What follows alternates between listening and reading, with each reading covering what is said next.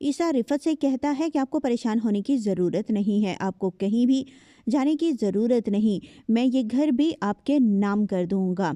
आपको परेशान होने की ज़रूरत नहीं और मैं ये घर छोड़ के जा रहा हूँ। तो रिफ़त कहती है अच्छा जाए, अच्छी बात है।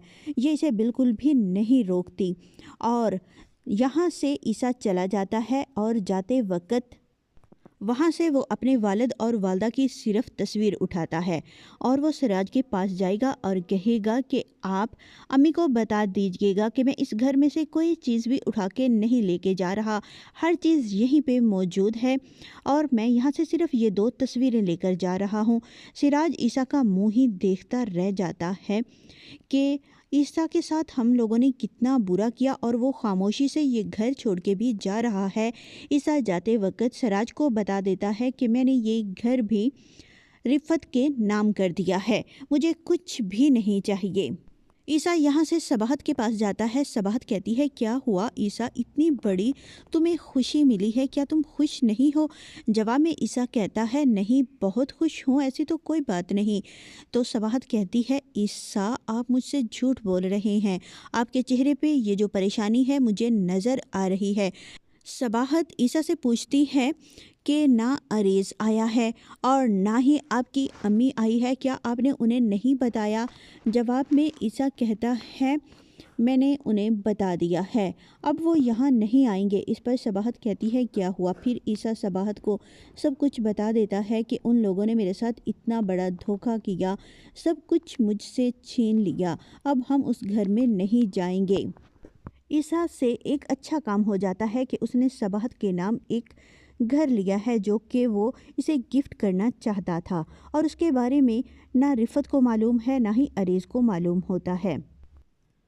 तो ईसा अपनी बीवी और बच्चे को लेकर उस घर में जब जाता है, सबाहत कहती है हम यहाँ कहाँ आ गए? इस पर ईसा कहता है कि ये घर मैंने तुम्हारे लिए ख़रीदा था, तुमने मेरे लिए इतना कुछ किया, इतनी बड़ी खुशी दी, तो इसलिए मैंने ये घर तुम्हारे लिए ख़रीदा है। जो खुशी मैं तुम्हें देना चाहता था वो खुशी तो मैं तुम्हें दे नहीं सका, जैसा मैं इस्तकबाल करना चाहता था वैसा इस्तकबाल मैं तुम्हारा नहीं कर सका। तो सबाहत कहती है ईसा ये जो तुमने मेरे लिए किया, इतना बड़ा घर मेरे नाम करवा दिया, इससे बड़ी खुशी क्या हो सकती है? तो यहाँ पे सबाहत और उसका बेटा हैं। फिर ईसा अपनी जॉब ढूंढना शुरू कर देता है। ईसा समझदार तो बहुत है और इसे कारोबार का भी सारा गुण आता है। इसे किसी अच्छी जगह जॉब मिल जाती है, फिर दोबारा से ये नए सिरे से तरक्की करना शुरू करता है और आहिस्ता आहिस्ता ये तरक्की करना शुरू कर देता है। और दूसरी तरफ ईसा की बहन को जब इस बारे में इल्म होता है कि मेरी माँ ने धोखे से सब कुछ ईसा से अपने नाम लगवा लिया है, तो इसे बहुत दुख होता है। ये अपनी वालदा के पास जाती है और कहती है कि अम्मी आपने ये क्या किया? भाई आपके साथ इतना मुखलस था, आपसे कितनी मोहब्बत करता था, हर बात आपसे पूछ कर करता था और उसने हमारे लिए क्या कुछ नहीं किया। इस पर इसकी वालदा कहती है कोई ज़रूरत नहीं तुम्हें ईसा की वकालत करने की, मैं जानती हूँ कि कितनी महरूमियाँ गुजार के मैंने ज़िंदगी गुजारी है। मेरा भी दिल करता था कि मैं अपनी हुक्मरानी करूं इस घर पे, अपनी मर्ज़ी से कोई काम करूं, लेकिन नहीं, हर चीज़ ईसा के नाम पे होने की वजह से मैं उसकी ग़ुलाम थी, उसकी खुशामद करती थी।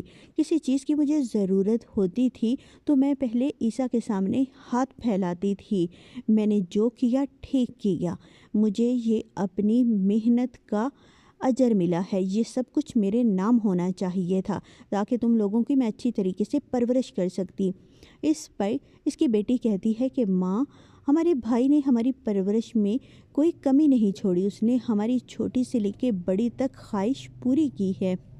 इस पर इसकी वालदा कहती है हाँ उसने तुम्हारी ज़रूरियात पूरी की हैं, लेकिन ये तो नहीं किया कि इस दौलत और जायदाद में से वो बराबर का हिस्सा तकसीम करता और तुम लोगों में भी बांट देता। उसने ऐसा नहीं किया, तो फिर हमें उससे ये सब कुछ छीन कर ही लेना था ना। तो ईसा की बहन कहती है माँ उसने बहुत मेहनत की थी, अरेज भाई भी मेहनत कर लेता, उसके साथ दफ्तर जाता तो ये सारी दौलत ये सब कुछ बराबर तकसीम हो जाता। इसकी वालदा इसकी बातें नहीं सुनती और कहती है जाओ तुम अपने घर, और मुझे ज़्यादा नसीहतें करने की ज़रूरत नहीं, मुझे जो बेहतर लगा वो मैंने कर लिया। ईसा तो मेहनत करना शुरू कर देता है, दोबारा से वो उसी मकाम पर एक ना एक दिन पहुंच जाएगा और इधर अरेज इसने सब कुछ अपने नाम लगवा लिया होता है। रिफ़त बीबी को लगता है कि ये सब कुछ मेरे नाम है। ये बड़े रोब झाड़ रही होती है अपनी भाभी पे, अपने भाई पे। तो इसकी भाभी अब कहती है, बाजी जी अब मुझ पे ये रोब झाड़ने की ज़रूरत नहीं। ये उसी चेयर पे जाके बैठ जाती है जो कि रिफ़त को बहुत पसंद है। तो रिफ़त कहती है, आप यहाँ क्यों बैठी हैं? ये मेरी चेयर है, आप किसकी इजाज़त से इस पे बैठी हैं? इस पर नगीन भी आ जाती है। नगीन कहती है, ये मेरी इजाज़त से मेरी माँ इस चेयर पे बैठी है। जवाब में रिफ़त कहती है, तुम किस लहजे में मुझसे बात कर रही हो? इसीलिए ये घर दौलत मैंने तुम्हारे नाम, ये तुम्हारे शौहर के नाम नहीं करवाया। तुम तो मुझे इस घर से निकाल देती। इस पर नगीन कहती है, आपको शायद कोई गलत फहमी हो रही है। ये दौलत, दफ्तर पे जितने पैसे हैं ईसा भाई से निकलवाए हैं, उन सब पे कब्ज़ा सिर्फ़ और सिर्फ अरेज़ का है। इस पर रिफ़त कहती है, क्या बकवास कर रही हो? जवाब में नगीन कहती है, मैं बकवास नहीं कर रही, मैं ठीक कह रही हूँ। अरेज़ ने ना हर चीज़ अपने नाम लगवा ली है। आपको यकीन नहीं आता तो मैं अभी आपको कागजात ला कर देती हूँ।